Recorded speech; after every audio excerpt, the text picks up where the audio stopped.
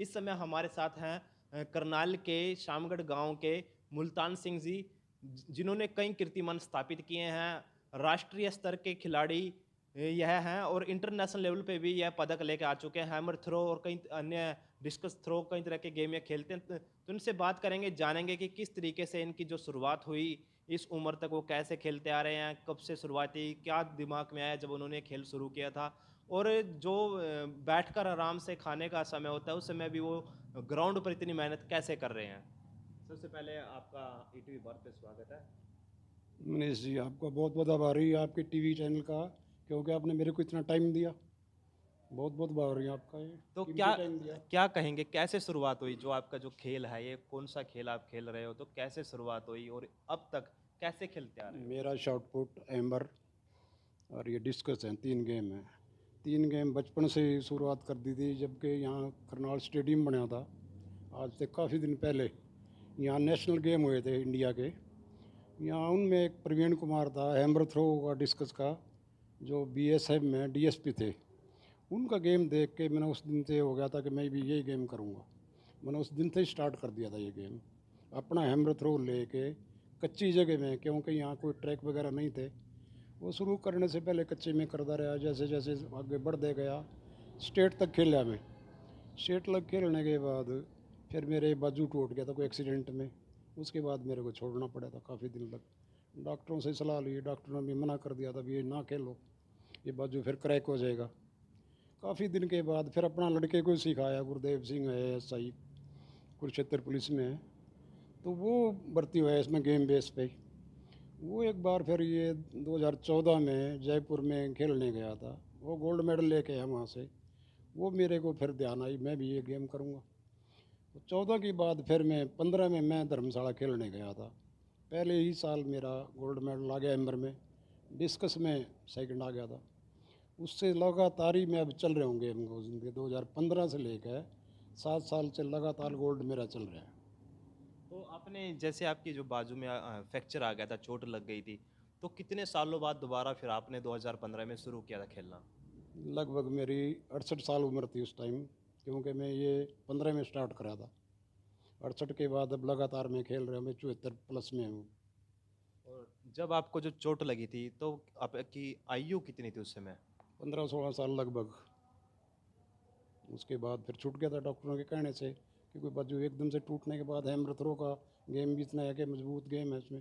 तो लगभग 40-45 वर्षों बाद आपने हाँ, दोबारा गेम में बिल्कुल वापसी की बिल्कुल। है। बच्चे बराबर के जवान हो गए खेलने के लायक, उनके बाद ही शुरू करे फिर मैं।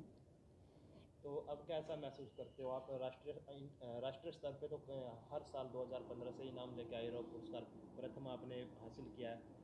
अंतर्राष्ट्रीय स्तर पे भी आप पुरस्कार लेके आए, उसके बारे में बताइए, कौन सी प्रतियोगिता में आप गए थे और कहाँ गए थे। मैं मलेशिया में गया 2018 में। वहाँ से 64 देशों ने उसमें हिस्सा लिया था। उसमें मेरे 2 मेडल हैं। 2018 में वहाँ खेल के आया था मैं, जिसमें 64 देशों में पैसिफिक गेम बोलते हैं उनको, वहाँ खेल के आया था। और नेशनल तो लगातार चल ही रहे हैं मेरे। तो कैसे प्रैक्टिस कैसे करते हो, कितने घंटे की प्रैक्टिस रहती प्रैक्टिस है। है जी, यहाँ तो ग्राउंड तो हमारे नेड़े कोई है नहीं, 10-12 किलोमीटर करनाल पड़ता है हमारे से। मैं तो अपने स्कूल में खुद अपना ट्रैक बनवा के वहाँ प्रैक्टिस करूँ जैसे ही मेरे को टाइम मिलता है उसमें। बाकी कोच वगैरह नारी हमारे को मिले बिल्कुल भी, और ना ही मिलने की उम्मीद है। यहाँ स्टेडियम में ग्राउंड बन गए, जाल वगैरह लगा दिए, खिलाड़ियों को अंदर नहीं घुसने दे रहे। वो फुटबॉल का ग्राउंड बना दिया, जबकि हैमर डिस्कस का जाल लगे हैं, वो होना चाहिए। मैं तो अपने कच्चे में यहाँ पक्का बनवा के ट्रैक बनवा रखा, उस पर प्रैक्टिस है मेरी तो। अगर बात करें जैसे कि आपने मेडल लेके अपने ज़िले का नाम रोशन किया, अपने राज्य का भी नाम रोशन किया, अंतर्राष्ट्रीय स्तर से आप जो मेडल लेके आए, पूरे भारत का आपने नाम रोशन किया, तो सरकार से और जो खेल विभाग है, उससे कैसी मदद आपको मिल रही है। सरकार की नए तो बिल्कुल कोई भी एक नील है, बिल्कुल ही कोई पैसा नहीं, कोई कुछ भी नहीं है। सब अपने पैसे जो खिलाड़ी यहाँ जा रहे हैं, सिर्फ हम तो ये है कि हमारा बॉडी बनी रहे ठीक, बॉडी में कोई तकलीफ ना आवे, इस वजह से कर रहे। नहीं, सरकार की वजह से तो हम कर ही नहीं सकते एक दिन भी। सरकार का तो अपने नहीं काम चलते, उनके पूरा हो जाए बड़ा ठीक है। तो कहीं न कहीं जैसे जिस उम्र में आराम से बैठकर अपने बच्चे पोते पोते खिलाने का समय होता है, आप प्रैक्टिस करते हो ग्राउंड पे जाके, तो कहीं न कहीं कुछ युवा आपको कुछ बात भी बोलते हैं। ऐसा पहले स्टार्टिंग में तो उन काफ़ी बच्चों ने कहा अब देखो ये बुजुर्ग क्या करेगा क्या करेगा। तो जब वो रिजल्ट आया ना मेरा, उसके बाद फिर अंकल जी ताऊ जी वगैरह लगे बोलने अब क्यों ठीक, अब भी नहीं कोई बोलेगा बिल्कुल भी, वो खुद ही मेरे से पीछे हटने लगे दूर। तो अगर बात करें आपकी जो कहानी है पूरी फ़िल्मी कहानी है जैसे दंगल फ़िल्म बनाई गई है फोगाट फैमिली पे, वो खुद मेडल नहीं लेके आ सके, अपनी बच्चियों को तैयार किया।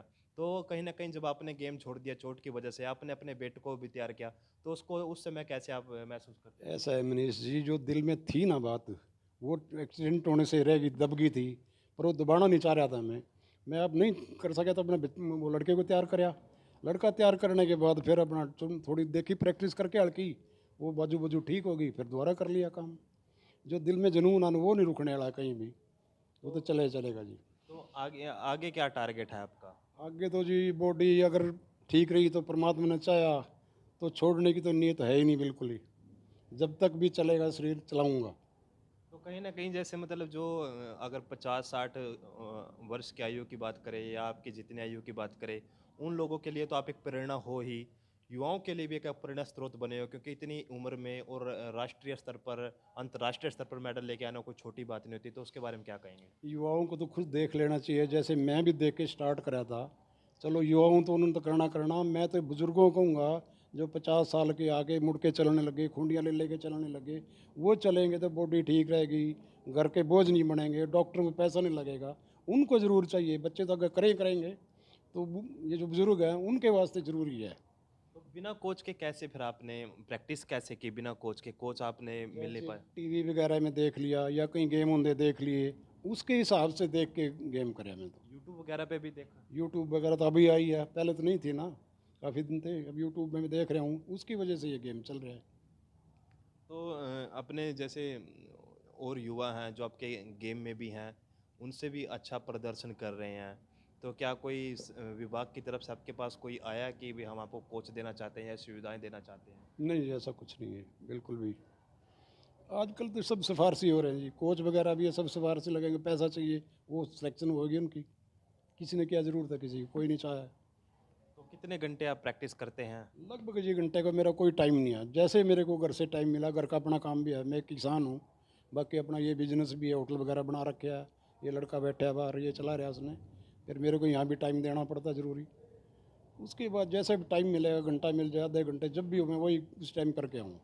तो जो हमारे जो दर्शक हैं उनके लिए आपकी तरफ से कोई संदेश? संदेश जी, जैसे ये गेम करोगे तो शरीर इतना स्वस्थ रहेगा, किसी चीज़ की वो नहीं रहेगा, कोई बोझ नहीं बनोगे, अपने जो परिवार पे बोझ नहीं बनोगे, सबसे बड़ी एक आराम से ज़िंदगी जियोगे। और ऐसे घर बैठ के आराम से बैठ जाओ, कहीं शरीर में यहाँ दर्द है, कहीं यहाँ दर्द है, तो डॉक्टरों पे जाओगे, क्यों ना अपना 1 घंटा इसमें प्रैक्टिस में ला लाए। इसमें लाने के बाद शरीर ठीक रहेगा, किसी बोझ नहीं बनेंगे, बच्चों में बोझ नहीं बनेंगे। जैसे ही ग्राउंड में जाएंगे ना, गेम करेंगे और मेडल आ गया अपना, मेडल जब ग्राउंड के बीच में खड़े होकर मेडल पड़ा है ना गले में, बहुत ही खुशी मिलती है, उससे ज़्यादा खुशी और कोई नहीं। जब आप जब खेलने के लिए बाहर गए थे, विदेश में गए थे, तब वहाँ पे आपने जो स्थान हासिल किया, मेडल हासिल किए, तो वहाँ के एक कहीं न कहीं जो भारत का अपने सर ऊपर उठाने का काम किया, तो कैसा महसूस हो रहा था उस समय? बहुत खुशी थी जी, इसी करके मैं गया था। नेशनल में तो मैं देख लिया मेरा रिजल्ट क्या है, एशिया में जाके देख लूँ एक बार, काम खड़े हैं।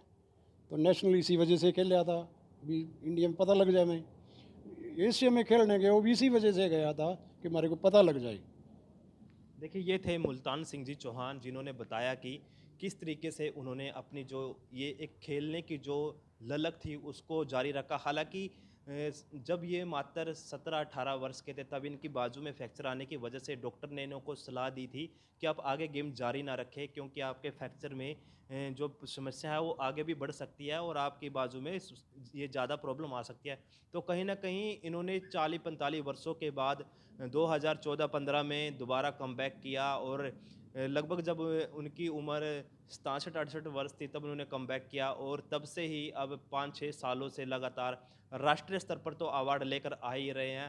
कहीं न कहीं जो हमारा जो भारत का नाम विश्व में अंतर्राष्ट्रीय स्तर पर भी यह दर्शाने का काम कर रहे हैं। अंतर्राष्ट्रीय स्तर पर भी इन्होंने 2 मेडल हासिल करके भारत का नाम रोशन किया है और जो ये राष्ट्रीय अवार्ड अपने यहाँ से लेके आ रहे हैं उसमें प्रथम पुरस्कार इनका रहता है और कहीं न कहीं जो हमारे युवा हैं और युवा ही नहीं हर वर्ग के लोग इसमें आ जाते हैं, उनके लिए एक प्रेरणा का काम इन्होंने किया है। तो इसलिए ईटीवी भारत भी अपील करता है कि इनसे सीख कर हमारे आने वाली पीढ़ियों को कुछ सबक लेना चाहिए और जो दूसरी उम्र के जो भी लोग हैं उनको भी सोचना चाहिए कि खेलने कूदने की कोई उम्र नहीं होती, सिर्फ जज्बा होना चाहिए। अगर आपके पास जज्बा है तो आप कुछ भी काम कर सकते हो।